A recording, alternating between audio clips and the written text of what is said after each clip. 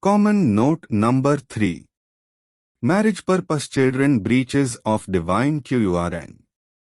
On such a vital aspect of life, Divine Quran lays down that adoption of an orphan is the first choice and own child through marriage is the second choice only.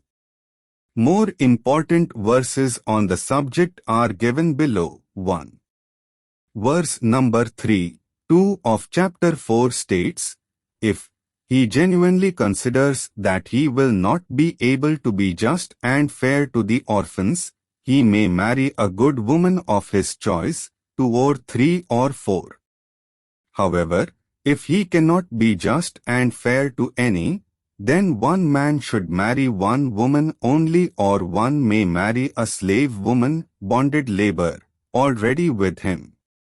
This will be more suitable. This will keep him on the right path.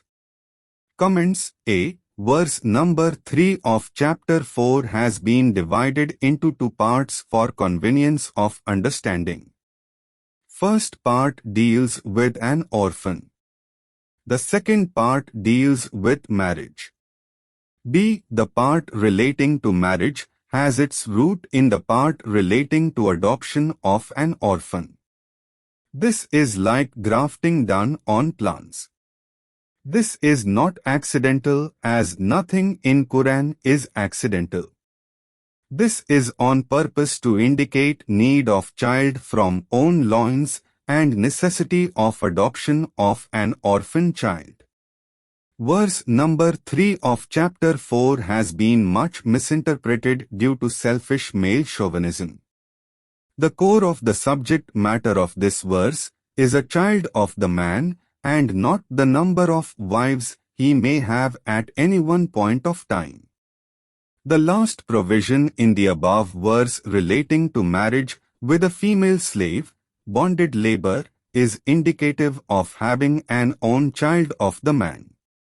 Such a vital aspect of number of wives at any one time could not have been dealt with so casually as has been concluded by many persons. Why this aspect of marriage wives had been introduced in verse number 3 above, as if by a side wind? See, a careful reading of verse number 3 above leads to the following inferences. One should consider and be of the view that one will not be able to be just and fair to the orphan as with his own child. The implication is that in the event of an adoption of an orphan, one may really not have the feelings and affection that a man may have for his own natural child. 2. In order to have one's own child, one may marry a good woman of one's choice. 3. The text clearly shows that marriage is permitted in order that man may have his own child. 4. Verse number 3 of chapter 4 above is the only direct provision providing for marriage in Divine Quran. In case, if the first wife produces a child from the husband, he is not permitted to marry again. If the first wife is not able to produce a child from the loins of her husband, only then he may marry a second time or a third time or a fourth time and even a fifth time with a female slave. 6. Subsequent marriages are subject to the condition that the man can be just and fair to the first wife and subsequent wives. Therefore, it is necessarily implied that the husband obtains a voluntary consent of the wife. On the above aspect, verse number 129 of chapter 4 is relevant and is set out below. Verse number 129 of chapter 4 states, one cannot be just and fair equally between the wives even if one keenly desired this. But do not keep a wife in suspense. Either be good to her or try to have an amicable settlement for separation.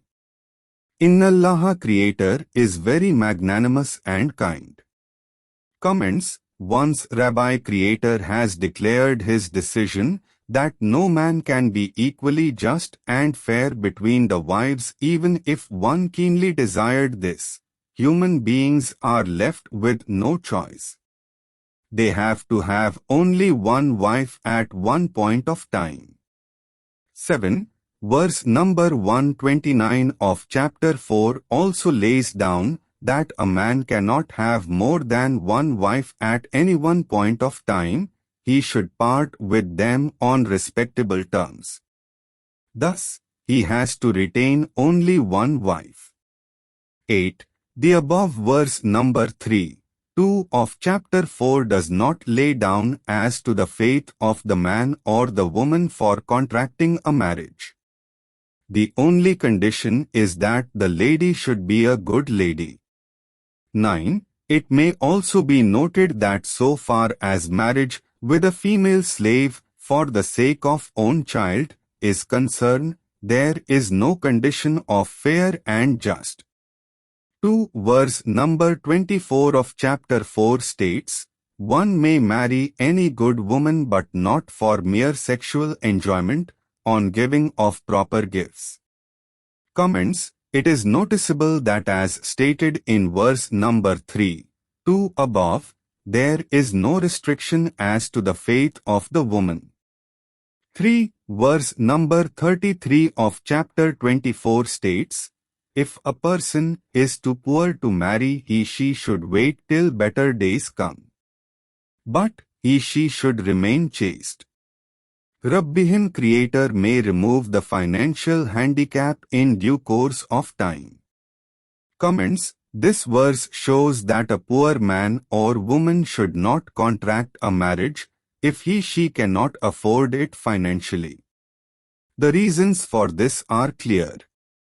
A marriage may require a separate home. A marriage is likely to result in birth of children and thereafter their maintenance. All these will need money.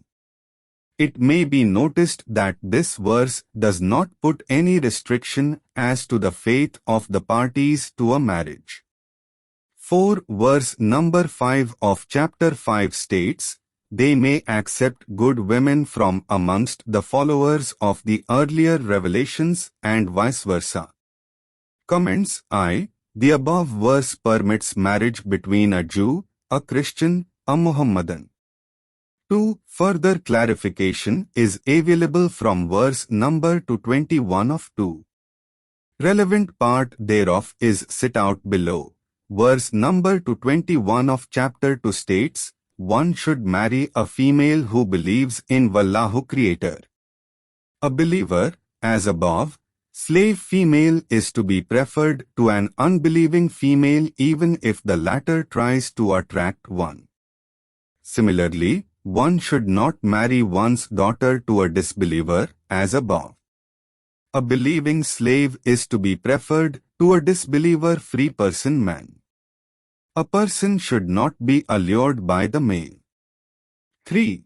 The expression believer in him has been explained in this commentary in some detail. In this context, a part of verse number 18 of chapter 3 is reproduced below. Verse number 18 of chapter 3 states, and believe that Allah Creator is the only creator of the universe and its contents. Such persons truly believe in Him. 4. A part of comments on Common Notes number 7 is reproduced below. It is worth reminding that belief in Rabbi Creator as a living entity and as creator of this world and its contents has been accepted by 99.9% of the world population.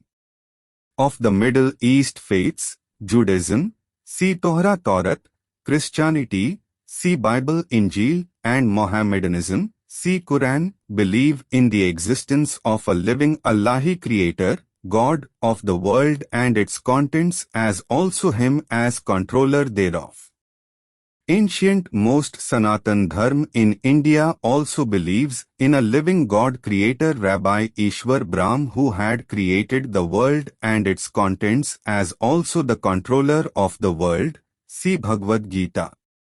Buddhism also accepts this very concept with the exception of a small section thereof.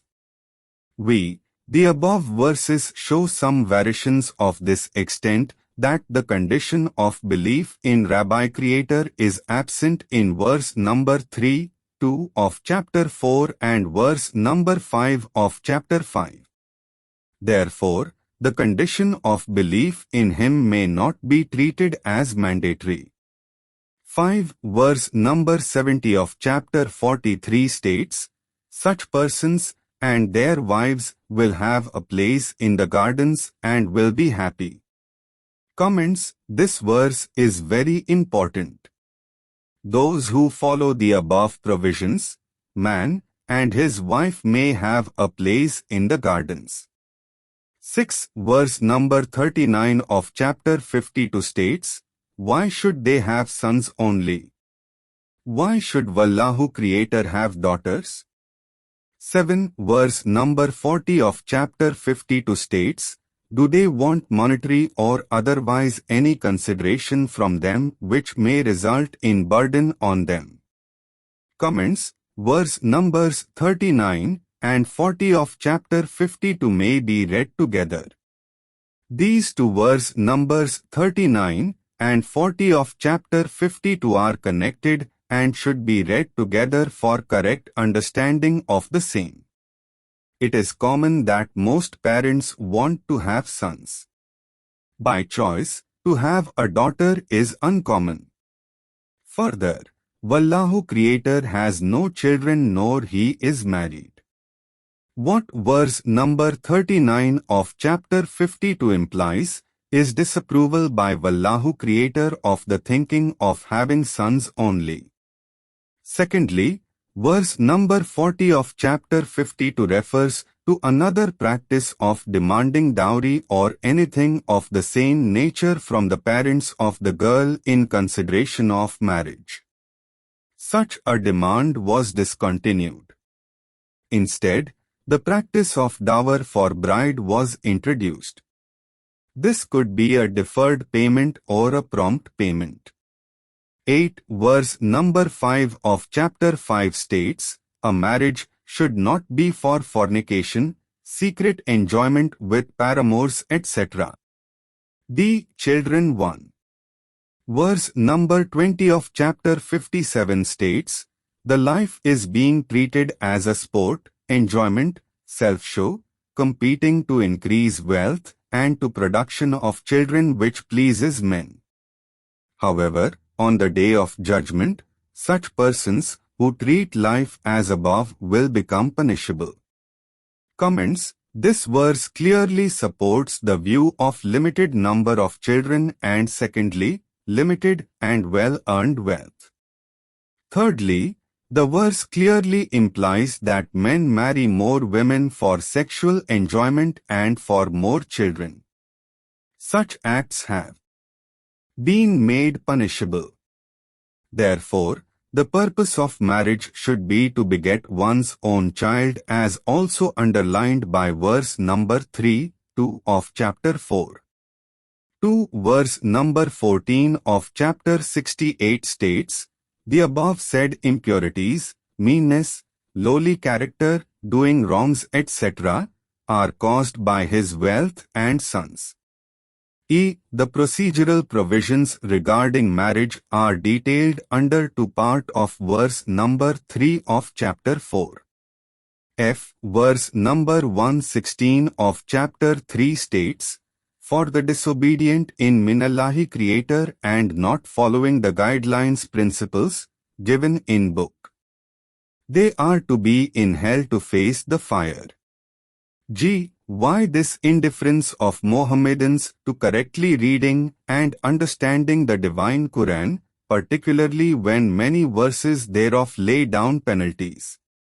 For example only, verse number 174 of chapter 2 states, those who hide or misinterpret any part of the revelation made in writing, book, will be swallowing the fire on the day of judgment.